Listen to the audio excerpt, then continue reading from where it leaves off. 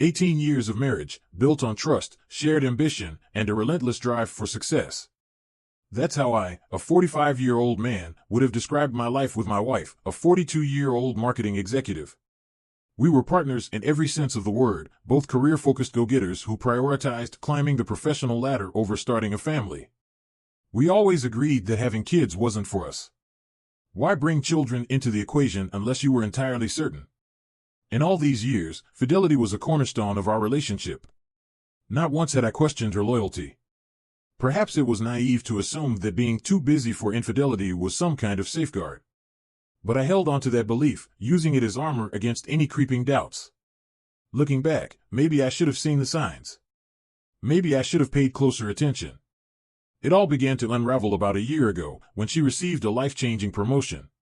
She'd been with her company for over a decade, working tirelessly to earn her new executive role. The day she came home with the news, her excitement was infectious. It wasn't just a step up, it was a leap forward. Along with the prestigious title came greater responsibilities and a significant paid bump. At first, nothing seemed out of the ordinary. Sure, she was working later hours, 7:30 or 8 p.m. instead of her usual 6, but that felt expected. Executives often need time to adjust to their new workload. I even encouraged her to take it easy now and then, though I knew my words would barely register. We were both workaholics, after all. But then, 2 weeks ago, everything changed. It started innocuously, a LinkedIn message from someone I didn't know. I get these all the time, and usually, they're business-related. This one was different. A simple greeting from a woman I'll call Suzette. Her profile revealed she worked at my wife's company in a junior role. Curious, I replied with a polite greeting of my own, expecting some kind of professional inquiry. Instead, her reply came later that evening, after work hours, and it was far from business as usual. "Are you, wife's name, husband?" she asked. That question hit me like a jolt of electricity. What could she possibly want? My mind raced to the worst conclusions. Was this some attempt to flirt with a married man? Or was it something more sinister? Against my better judgment, I confirmed that I was, indeed, her husband. Her next message shook me. "I need to talk to you about something private." "It's about your wife." Anxiety churned in my stomach. Was my wife in trouble? Had she been in an accident? No, that couldn't be it. This message had been sitting in my inbox since the day before. My thoughts spiraled further. Was my wife a tyrant at work, bullying her subordinates? When Suzette proposed a meeting at a neutral location, I refused. I needed everything in writing.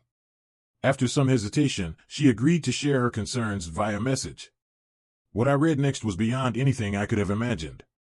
"I don't know if you're the type of person who'd rather remain ignorant or if you'd want to know the truth," she began. "But your wife is sleeping with some of the junior employees. If you two have an arrangement, please forgive my intrusion, but I feel it wouldn't be fair for you to be kept in the dark. I beg you not to mention my name if you confront her. I know this could cost me my job, but I'm just trying to do the right thing." Her words felt like a punch to the gut. My wife? Cheating? And with junior employees? My mind rejected the idea. There had been no signs, no strange perfumes, no behavioral changes, nothing out of the ordinary except her slightly later hours. Could that really be enough to connect the dots? I reread the message 5 times, each repetition forcing the implications deeper into my consciousness. Finally, I thanked Suzette for her honesty, assuring her that her name would stay out of any confrontation. But the questions came flooding in almost immediately. How many people? How long had this been going on? Did they rendezvous at work? And how did she even know? Suzette responded with another message that sent my heart plummeting further. I don't know the full details, but at least 2. I overheard them talking about it. Maybe it was an inside joke, but they sounded serious. They tend to work late together. The betrayal felt unreal. My wife, my partner, my equal, had shattered the foundation of our marriage. The late nights, the promotion, the trust one had so willingly given, everything was now suspect. And this was only the beginning of what would become a devastating unraveling of the life I thought I knew. For weeks, I tried to shake off the gnawing suspicion. Late nights, whispered conversations, discreet glances, it all replayed in my mind like a haunting refrain. I wasn't sure if I believed the story I'd heard 2 months prior, but I couldn't ignore it either. It wasn't hatred or malice driving me, just an overwhelming sense that something wasn't right. The informant had apologized profusely for taking so long to speak up, even calling herself a traitor for revealing the truth about someone she reported to. I didn't despise my wife, not even close, but I couldn't brush off the weight of her words. Still, a part of me hesitated. Could this be the work of a jealous colleague, driven by rivalry and spite? Or worse, an elaborate fabrication to ruin our lives? It seemed too far-fetched, but why did her story feel so plausible? I thanked her sincerely, promised she'd remain anonymous, and decided to act in my own way. Telling my wife outright felt pointless, she'd deny it with ease. Instead, I resolved to investigate quietly, to confirm or dispel the accusations. The truth would guide my next move. That evening, I watched my wife as she came home, her smile warm and familiar.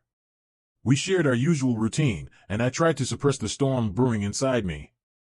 Was she truly capable of this? I couldn't say. For the moment, I chose patience. 4 days later, an opportunity fell into my lap. My wife left for the salon without her ever-present laptop, a rare occurrence. Her password wasn't a secret, and I hesitated only briefly before logging in. The MacBook revealed its secrets, and I began sifting through her messages. My search was specific. I looked for conversations with younger male colleagues, hoping for clarity. Most names were unfamiliar, so I scrolled aimlessly until a preview caught my eye. "I'll call you when I get back." The sender was saved as DoorDash, and for a moment, I almost laughed. But when I opened the chat, the truth hit me like a freight train. My wife had disguised a contact named John, presumably to avoid suspicion. The messages were damning, steamy exchanges that left no room for doubt. He had sent pictures, she hadn't, but her replies were enthusiastic enough to make my blood boil. I stared at the screen, frozen with a mix of anger and heartbreak. My hands trembled as I captured screenshots, knowing I needed evidence. After recording everything, I scrolled further and discovered more. There were 2 other men, both colleagues, judging by the work-related mentions peppered between explicit texts. None appeared older than 30. My disbelief deepened as I pieced it all together. By the time I closed the laptop, I felt sick. The betrayal wasn't just physical, it was a mockery of everything we'd built together. This woman, who kissed me goodbye every morning and shared our bed every night, had been living a double life. I knew I needed to act, but how? Was confronting her and divorcing her enough? Or did her actions deserve more, something that mirrored the depth of her betrayal? One thing was certain, I couldn't look at her the same way. Before taking any steps, I scheduled an STD test.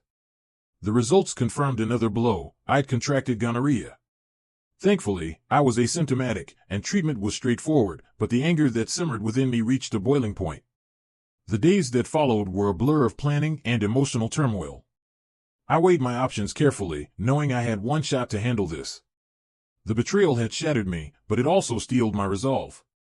This wasn't just about ending our marriage, it was about reclaiming my dignity and making sure she understood the consequences of her actions. And so, with every ounce of composure I could muster, I prepared for the confrontation that would change everything. The room was quiet, save for the soft hum of the heater. I sat there, rehearsing the words over and over in my head. My grip on the folded piece of paper tightened as the clock ticked closer to her usual arrival. When the door creaked open, I saw her step in, shaking off the cold with a practiced ease. She barely had time to remove her coat before I said, "Sit down." My voice was calm, almost unnervingly so. She froze, her brows knitting in concern, but I could tell she didn't quite know what was coming. "Not yet. I know you've been cheating on me." The words cut through the air like a knife. I watched her deflate, her shoulders slumping as her hands flew to her face. There was confirmation without a single word spoken. I laid it all out, the names, the proof, everything I'd uncovered. I didn't reveal how I found out, that was my ace to hold. Then, as if to land the final blow, I held up the STD test. "One of your boyfriends gave you gonorrhea, which you passed on to me." Her eyes darted toward the paper, barely peeking at it before hiding her face again. The silence was deafening. I sat there, waiting for her to say something, anything, but all I got was the occasional sound of her uneven breathing. After what felt like an eternity, she looked up. Her face was pale, her voice trembling. "I'm sorry. I'm really sorry." The apology was hollow, the kind you'd expect if someone scratched your car, not betrayed you with multiple affairs. I don't even have an excuse, she stammered. I thought you'd never find out. I hate myself for what I've done to you. Tears began to pool in her eyes, but I wasn't moved. Not this time. You're not sleeping here tonight, I told her coldly. Find somewhere else. Tomorrow, I'm calling a divorce lawyer, and I suggest you do the same. For the first time, her voice faltered into something resembling desperation. Baby, we've been together nearly 20 years. Can't we? Her words trailed off, the weight of her actions crushing whatever hope she might have had. I didn't answer, didn't give her room for negotiation. Instead, I told her to pack for the week. I'd wait in the living room while she collected her things. She left that night, and with her departure began the messy, methodical unraveling of our life together. Lawyers were called, papers were signed, and soon, the divorce proceedings were underway. Thankfully, I had all the evidence I needed, the test results, the messages, everything.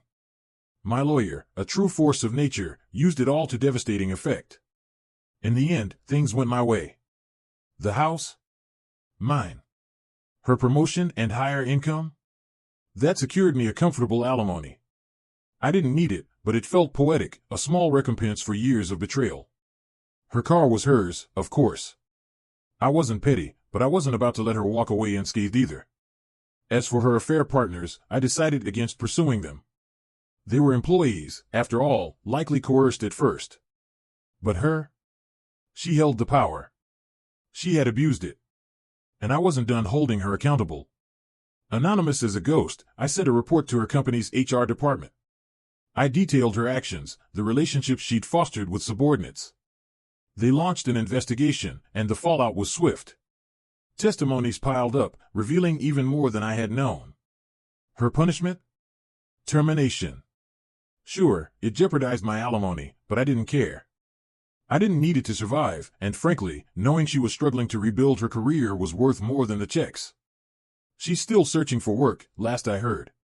The allegations will follow her like a shadow, making every interview an uphill battle. We've spoken only twice since the divorce, strictly about logistical matters. I have no intention of ever seeing her again, and the way things are going, I probably won't have to. Life without her is better. Cleaner. Revenge doesn't erase the pain, but it dulls the sting. And sometimes, that's enough. What would you have done in my place? Share your thoughts below. And as always, thank you for being here. If you found this story captivating, don't forget to like, subscribe, and hit that notification bell. There's more where this came from. Until next time.